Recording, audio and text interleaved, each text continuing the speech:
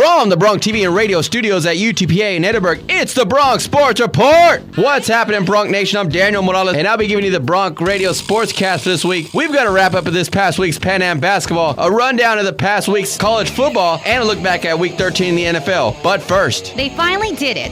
Congratulations to the UTPA Athletic Department. This past Wednesday, they announced their all-sports invite to join the Western Athletic Conference starting 2013-14. Chris King, Director of Athletics, provides us with a statement, and I quote, "Next step is to make a presentation in front of the UT Board of Regents at a date to be determined. We are looking forward to continuing the process one step at a time," unquote. So what does all of this mean for our Bronx as a Western Conference affiliate? Well, what it means is to our student athletes more than to the athletic department.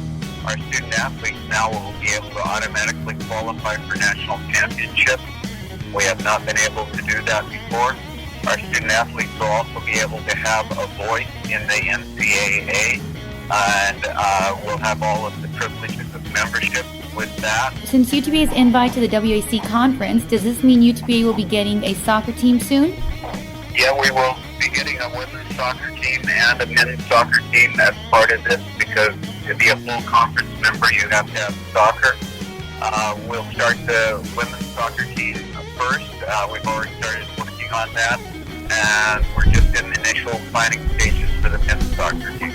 A prestigious invite is something to celebrate for these athletes after a long wait since their affiliation with the Sun Belt Conference in 1998. And so, Bronx community will have to wait in excitement for this final ruling. For Bronx Sports, I'm Stacey Sanchez. Bronx basketball is in high gear this week as both the men's and women's teams had games. On December 4th, the women's team traveled to Arlington, taking on the University of Texas at Arlington in a game that was close from beginning to end. Led by freshman Joya Marshall, who had 17 points, the Bronx defeated the Lady Mavericks 59-57. The win improved the Lady Bronx record to 4-6. The women's team returns to Fieldhouse on Friday to take on Southern University at 7 p.m. On the men's side, the Bronx lost to UT Arlington on Monday night 60-51 at the UTPA Fieldhouse. Senior Brandon Provost had 18 points and shot 5 for 11 in defeat. The Bronx return to action on Saturday as they take on Texas State in San Marcos at 7 p.m. Don't forget you can listen to all basketball games live on FM 88.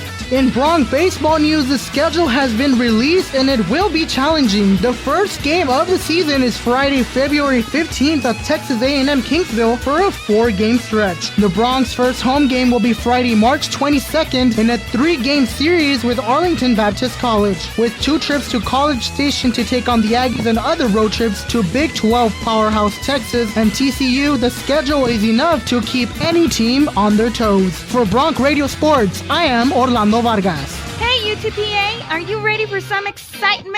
Come support our men's basketball team. Show your UTPA pride at the Fieldhouse. Here's a reminder of our December home games. The Bronx will be playing against Eureka College on Thursday, December 13th, Lamar University on Saturday, December 15th, and finally, University of Nebraska at Omaha on Saturday, December 22nd. All games will be held at 7 p.m. Semester's almost coming to an end, but our Bronx athletes keep on moving.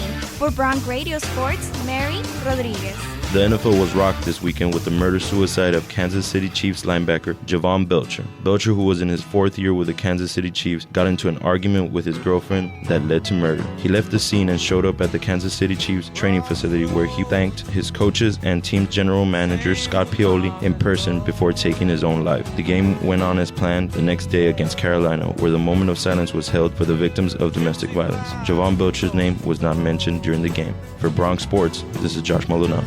This week, number 2 ranked Alabama knocks off number 3 Georgia in the SEC title game to earn a spot against Notre Dame in the BCS National Championship. Oklahoma knocked off TCU with a final score of 24-17 to win a share of the Big 12 title. The other team to win a share of that title is Kansas State, who knocked off Texas with a final score of 42-24. With this win, Kansas State also earns the Big 12's automatic BCS bid and will be playing in the Tostitos Fiesta Bowl. Wisconsin beat Nebraska with a score of 70-31, getting giving them the automatic Big Ten pin where they will be playing against Stanford in the Rose Bowl. Florida State beat Georgia Tech with a final score of 21-15, and they will meet the University of Northern Illinois in the Orange Bowl. Stanford beat UCLA 27-24, giving them the other slot in the Rose Bowl. The University of Northern Illinois beat Kent State in the MAC championship game by a score of 44-37, making them the first non-automatic qualifier team to earn a BCS bid without going undefeated. Finally this week, Baylor upset 23-ranked Oklahoma State with a score of 41-34. For Bronc Radio, this is Romeo Villarreal. It's been a long season. You're under the Friday Night Lights.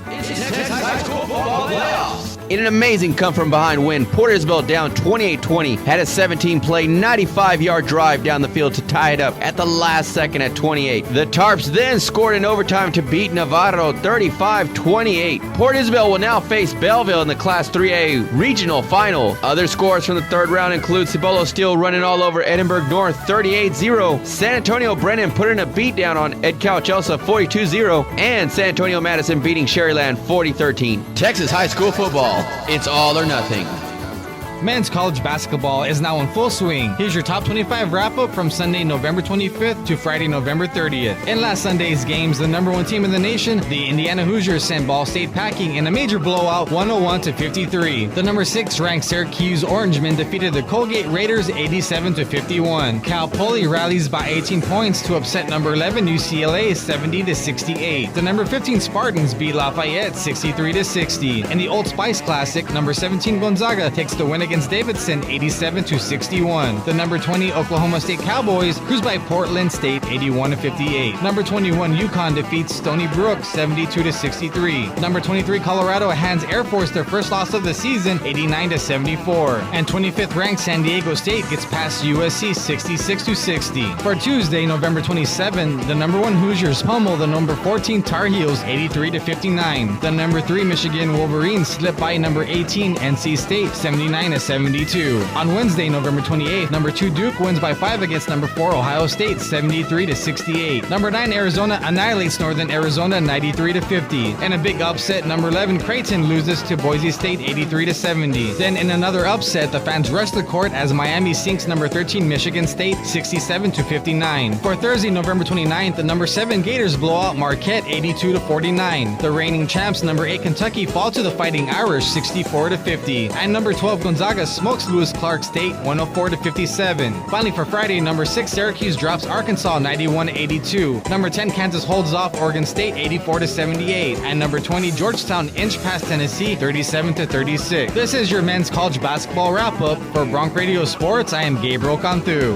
Week 13 of the NFL started on Thursday night with Matt Ryan leading the Atlanta Falcons over division rival New Orleans Saints 23-13. The Houston Texans defense was on display against the Tennessee Titans as they cruised to a 24-10 victory. New England beats up on the Dolphins in Miami 23-16. These victories guarantee the Patriots, Texans, and the Falcons playoff spots. The Jets escape with a 7-6 victory over the Arizona Cardinals. Buffalo dominates Jacksonville 34-18, and the Cincinnati Bengals outlast San Diego at home 20-13 for their 4th straight win. There were 2 overtime thrillers on Sunday. The Rams just got by the 49ers 16-13, narrowly escaping their second tie between these two teams. The Seahawks scored a game-winning touchdown in overtime to beat Chicago 23-17. Andrew Luck justifies being the number 1 overall pick, once again leading the Colts to a last-second 35-33 win over Detroit, who's now lost 4 in a row. Green Bay rolls over Minnesota with a 23-14 win. Pittsburgh gets by Baltimore 23-20 with a last-second field goal. Peyton Manning and the Denver Broncos light up Tampa Bay 31-23, and Cleveland beats Oakland 20-17. In a matchup of 2 desperate teams, Dallas beats Philly 38-33, salvaging their playoff hopes. And in the Monday night game, Robert Griffith III led the Redskins to their 3rd straight win, 17-16 over the New York Giants, putting the NFC East up for grabs. For Bronc Radio Sports, I'm Daniel Morales. Well, that's it for this week's SportsCast, and it's been a great semester. I would like to thank radio station manager Cassie Perez, news director Omar Jimenez, and all the radio station staff. We would like to wish everyone who's listening a happy holidays, and as always, be sure to support your UTP athletics. Go Bronx!